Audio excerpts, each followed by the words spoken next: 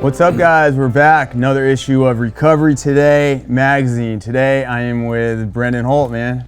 How you doing? Very excited you showed up, man. I did some research on you last night, heard your story, and everything you said in this story, like, I could relate to, and I feel like your story alone is what is affecting the young generation right now. And it's like, dude, it's an epidemic, man. Your story alone, you know, start from the beginning, I guess. I know you got in a bad car accident, and that's kind of when you dove into the whole pill world. That's it, man. 2005, actually 2004, we moved out to California, and I was a pastor at the church in Corona. Okay. Out kind of by Riverside. Yeah. And in 2005, we went to a church retreat in Big Bear, and going up, the 33? Bam, got smashed.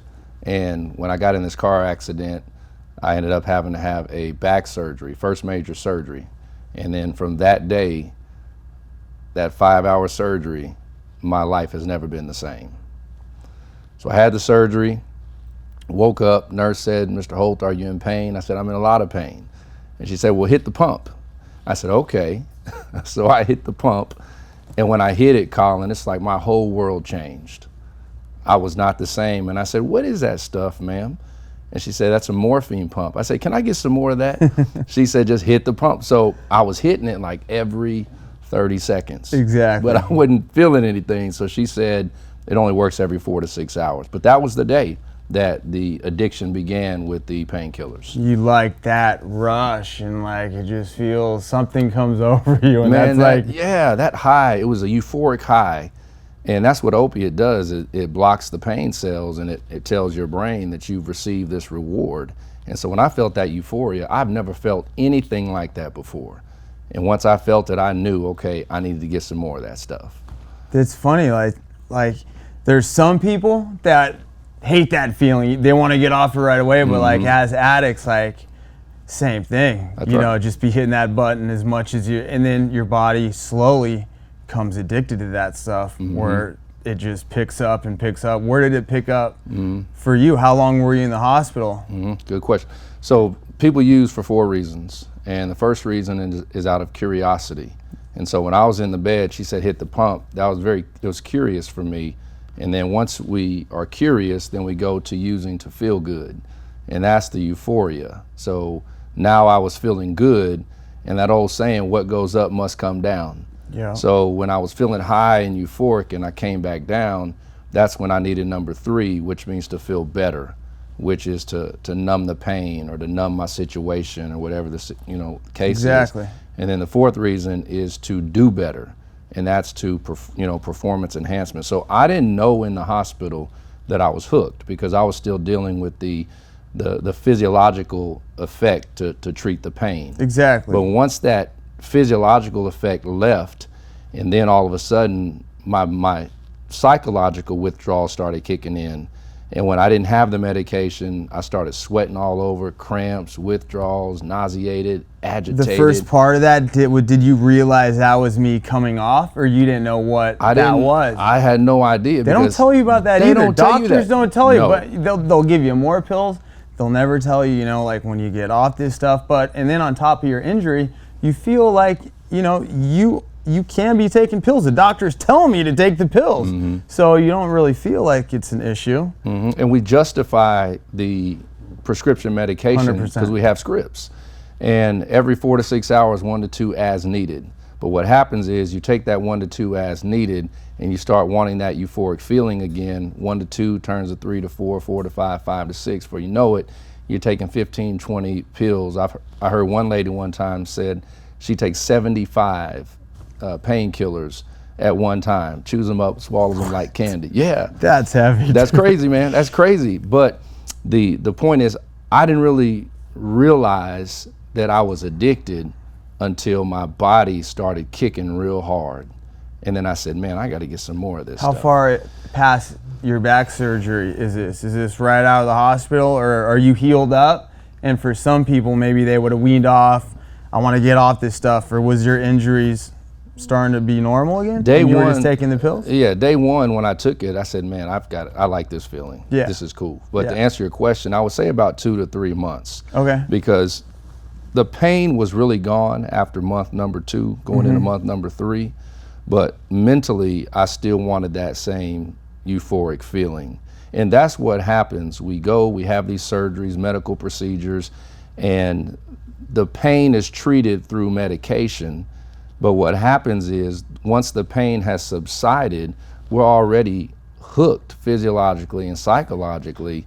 And now it's not even about the pain, it's about that feeling of euphoria. 100%. It's crazy. How bad did it get? Where did it get to the point doctor shopping? That's what a lot of that's. Do you want to go there? Yeah, I mean, Let's go. I got some crazy, yeah. All right, and so it happens, and that's what people don't know. Like, dude, there's doctors everywhere. You can get scripts filled up, and okay. Anywhere. So I was a preacher.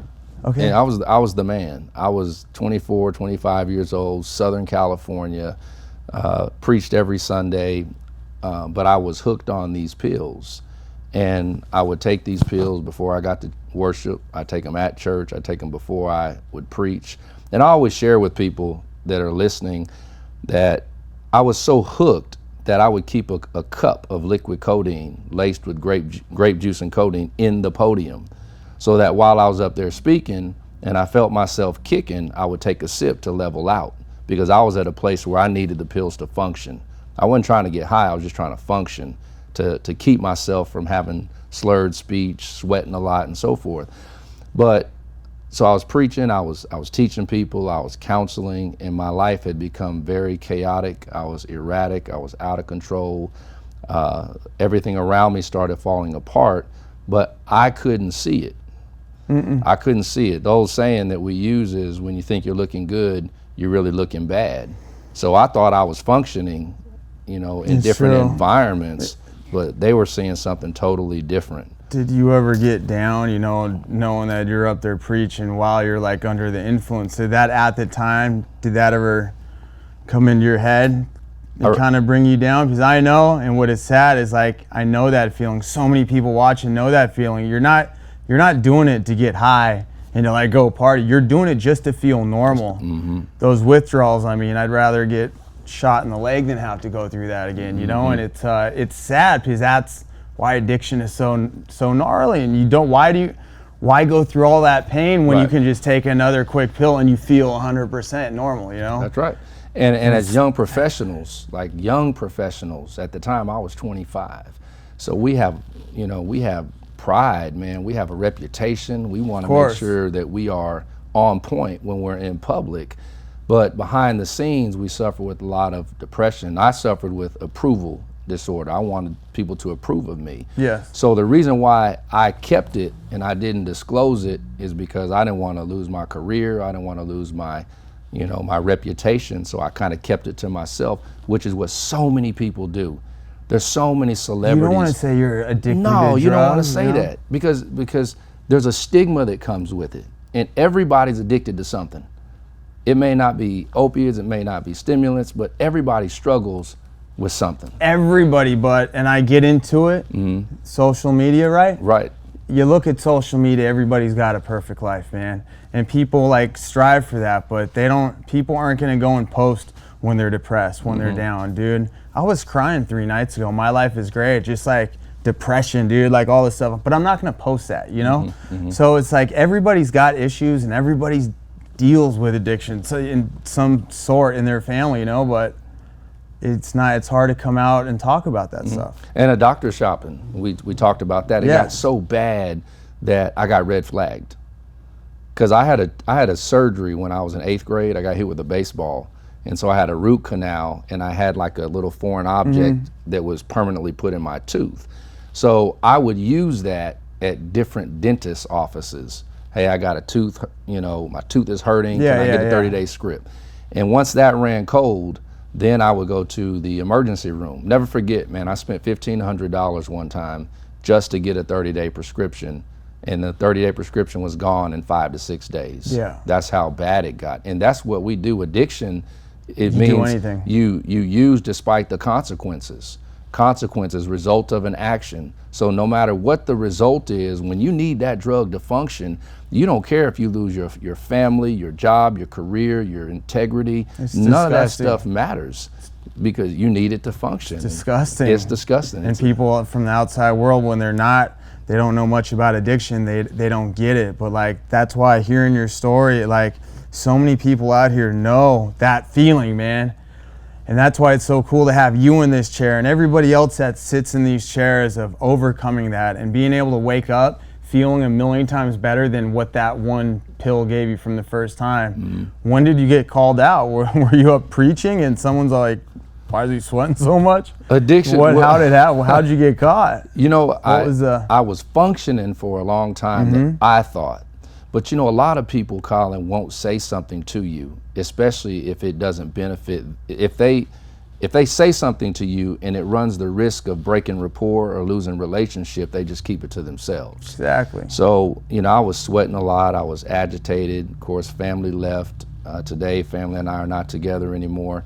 But I got to a place where I never really had a plan to commit suicide because I've never been suicidal. But the thought had crossed my mind, do I really want to do this anymore? You know, do I really, is this it for me? Do you want to what? Do I want to continue preaching or continue living? Because I was so depressed and miserable and hooked on these pills. Do I want to keep going? And so one day I called someone who was a close relative who I knew had battled addiction for a long time. And I told him everything. You know, I let him know exactly what I was going through, and that's the day that the healing process began for me, because I'd been holding on to that for so long, trying to conceal it, and everything around me was breaking down. So that's the day that I got an accountability partner, and he started calling me out on my stuff every single time, and that's when it got better. How did you didn't go to rehab or anything? I got on Suboxone. Okay, Suboxone. so this is a Suboxone. I went to the MAT, the medically assisted treatment. I went to see a psychiatrist. And I want to say this to the viewers as well, that I had what was called a substance-induced mental health disorder. Suffered really bad with bipolar, depression, manic, man, up and down.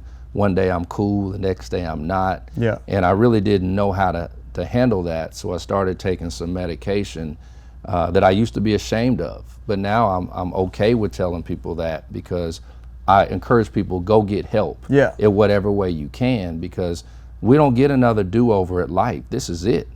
You know, you want to make a difference while you're here. Live your best life. Exactly. Live your best life, but be healthy when you do it, and don't be ashamed. And not everybody's born the same. Some people need to be on accurate medication to live a normal life. So yeah, I get it. Yeah, and I went to see the psychiatrist. They prescribed me a medication to stabilize my mood, but then she put me on Suboxone, and I didn't know what Suboxone was. So were you going to meetings or anything, or you just called your buddy and said, this is what we're doing? Just, all right, so straight? At that time, pills, Suboxone. Yeah, I hadn't been to any meetings, NAAA, CA, because I was in denial.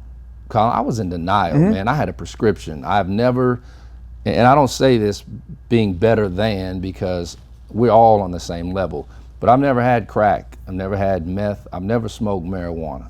I've wanted to try it, but I've never smoked. I've drank some, but I'm not really a drinker. But the pills are what really killed me. That was your thing, yeah. Right, but there was no, I had a prescription. So I didn't go to any type of meetings.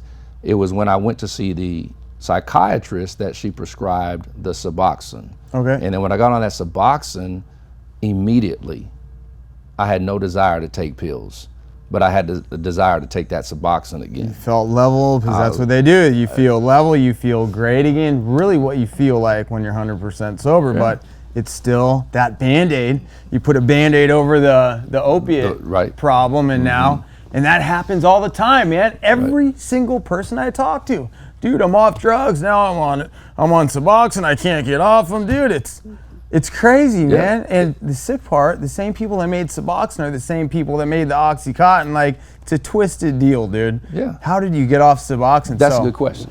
How long were you on Suboxone? Suboxone, I was on there for 10 months. Okay. Now, my insurance didn't cover it at first, and I had to pay $700 to $800 a month just to cover the Suboxone. Wow. And but I had to have the Suboxone because in my mind I was led to believe that the Suboxone is what's going to keep you from using the Vicodin or the Percocet, the Darvocet, the codeine. So I was already mentally addicted to this Suboxone. At this time, I gotta cut you off, but at this time, was everybody at your church and all your friends saying they knew, wow, he admitted he was a drug addict, he's clean now? Well, Suboxone was after I left California. I left California still hooked on the Vicodin and the hydrocodones.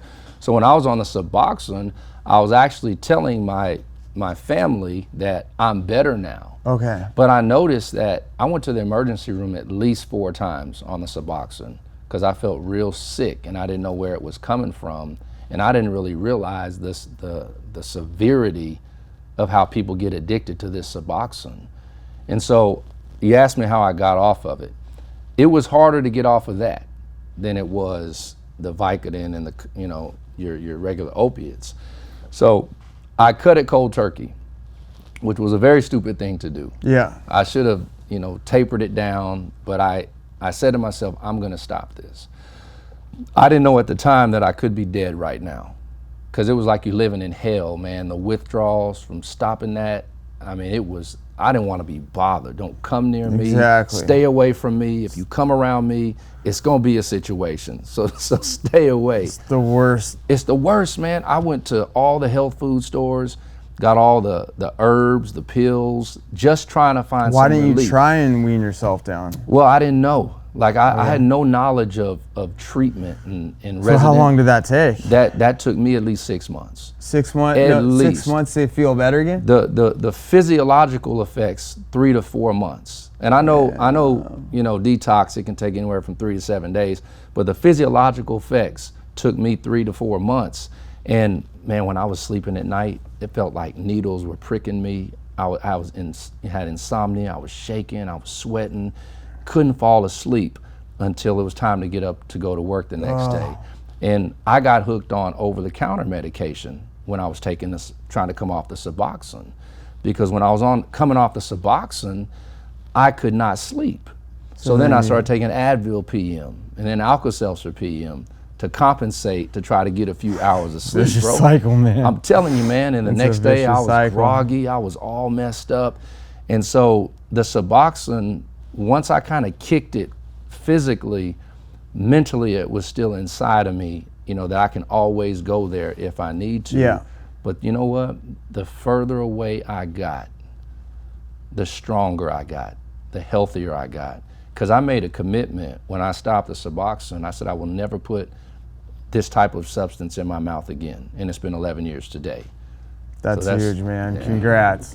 Thank you. Straight up congrats, man. Thanks, man. It's a big deal because people out there know, just watching this, that they're going through that. And it's the scariest thing you'll ever have to go through in life is you're so used to being on something and like what life is going to be without that. I'm never going to be able to have fun again. I'm never going to feel good, but like it happens, and you can get your life back. Mm-hmm. And I know you got to feel like $1 million when you wake up every day having nothing in your system, dude. Mm-hmm. It's such a rad feeling. What do you tell somebody that is in that situation? They're trying to get their life back. Well, rehab, of course, reaching out, it's different for everybody. What do you tell somebody? One of the things is to thine own self be true. Man, you gotta be true to yourself. The longer you continue to put up a facade, you're going to continue to break down all around you. You may not see it, but you're only as sick as your secrets. So I always try to tell people, you got to find somebody that you can talk to. Because if you don't reach out for help, the challenge is people are so judgmental. Exactly. And when you reach out, they label you and they judge you. But if you can find somebody to talk to, somebody you trust, somebody you really believe in, and get that off of your back. So now you have somebody, you got a strong support network helping you. I always tell people that do that immediately, because eventually you're gonna lose everything, because the drug will win every time. Yeah. You're gonna lose your job, your family, your whatever, you're gonna lose it eventually. I also share with people that never get too comfortable in your recovery, because anything can trigger a relapse. in my opinion, there's no such thing as being recovered. We're always in recovery. Always. You know, it could be anything catastrophic, tragic, death of a family, loss of a job, medical issue, health issue that can trigger a relapse. So always continue to learn different coping skills. How are you going to cope? Go to the park, go walk, go jog, start writing, listen to music, exercise. Get your hobby.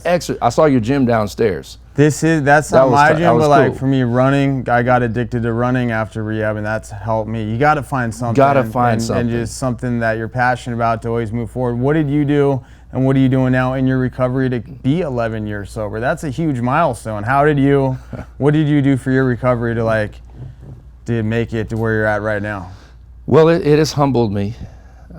It's humbled me. My family and I are no longer together. We parted ways, and 5 years ago I went to the Institute of Chemical Dependency Studies, which is in Houston, Texas. Had a great teacher named Earl Swindle, Jane Payne. They were my instructors, and Carol Cloud. And I did a 4,000-hour internship at one of the prisons in Dayton, Texas. Yeah. And my director, who's a mentor of mine, Carol Nunn, Toby Bradley, they kind of brought me in, took the examination, and I'm what's called an LCDC, which means Licensed Chemical Dependency Counselor. So I worked in the prison for 5 years, just giving back, man. I believe in that 12th step. Once you've had that spiritual awakening, carry the message. And so I'm just trying to carry the message, and now I work at a place called the Texas House in Houston, Texas, which is a 1-year residential men's treatment center for indigent men. And men come in, and it's crazy, man, that I see myself in these guys. And I applaud them because they chose to come to treatment. I didn't know anything about treatment. So it's an honor, man, to be able to give back. You can't save anybody. And I share that with people. You know, you got to put some skin in the game. It's the biggest thing, man, what I tell people and what you're doing. If everybody can get clean and you feel so great, but give that back, man, because that's helping you. Yeah. You're helping these people, and you know what it feels like. It's a scary position, that first night in rehab. It feels like you're broken. You see it in the movies. How did I get here? But really, it's the best decision you'll ever make, man. It is. And just keep on going, making sobriety number one. And I mean, now you have a book. What's your book all about? The book is called Preaching Under the Influence, A Minister's Struggle. That's such a classic cover, man. I'd want to read that, dude. I want to read that. I got one for you in the car. I'm going to sign. I got one and left it in the car. But it's not talking about the influence of the Holy Spirit, under the influence of the pain medication. Yeah, exactly. And I have not shared this with anybody yet. This is my first time disclosing this, but my new book is coming out in 45 days. Wow. And the new book is called Trapped. And so in the book Trapped, I'm going to be dealing with 5 key areas where we are trapped. Whether you have an addiction, whether you don't, whether you're married, single, divorced, wealthy, indigent, 5 key areas where we are trapped, and how do we get untrapped. And so that's going to be coming out soon, and I'm looking forward to sharing that with the world. That's right, man. A lot of people need to hear that stuff, you know. When you're in that addiction, you think you're alone. You don't think anybody else is out there, you know. And even you preaching, you know, it's you had to do that to stay alive, you know. And it's not just what people think, drug addicts are the guys, the gang members, all that stuff. Dude, there's doctors that are addicted to pain pills and just can't and it's scary to admit, dude, I got a problem, you know. And that's right. So it's amazing, man. You pulled it, and it can be done. And even where I preach now in Baytown, Texas, Connect Church of Christ, we planted the church 3 years ago, and I try to be very transparent with the members as their preacher, pastor. And everybody doesn't rock with you. You know, you got some people who will always label you. They will always place that stigma on you. Of course. They don't want you to be around their friends. And a lot of times people like that are sick themselves. Yeah. They see themselves in me. But what's really cool about our church is we have other licensed chemical dependency counselors. So there's 3 of us now. And one of the things we're trying to do is to set up some type of counseling or treatment environment in that city where we can actually provide treatment for people who are struggling with addiction. Dude, that is huge, man. So beginning stages, but that's the plan. And that'll be all in this article. to check that out. Where Okay. where else can people check out what you're doing and where you're preaching at next? Okay. Well, I'm actually I'm the senior minister at the church in Baytown. Okay. But they can go to brandonholt.org, O-R-G, brandonholt.org, Facebook page, Brandon Holt, Instagram page, @BrandonHoltSenior. You know, stay with us on the website. We're constantly updating it, the new book information coming out, the preaching schedule. I'll be in Reseda to share with you this Sunday. And I just want to say, man, it's a blessing, and I'm humbled to have the opportunity to share this message with the world. And my mentor, Mickey Taylor, taught me. She said, don't sell your book, serve your book. Serve the message. And if one person who's watching us, just one person, if one person can be helped, whether he's a public figure or he's living on the street, then man, the message, it's all worth it. It's rad. It's cool for me to be in these studios and see all the other people in these chairs that, like, how you were as a drug addict, like such a different person. And then, like, when you blossom and you're making sobriety #1, like all the lives you're touching, man, and who you are today, and like other people out there watching, they can get over their addiction and they can make it to the top. You know, it's just doing everything you said. You said everything spot on, man. It was an honor, man. So thank you very much. Man, thank you for having me. This was a good interview, guys. Thank you. So thank you, and we'll see you guys next time, man. Next time. You.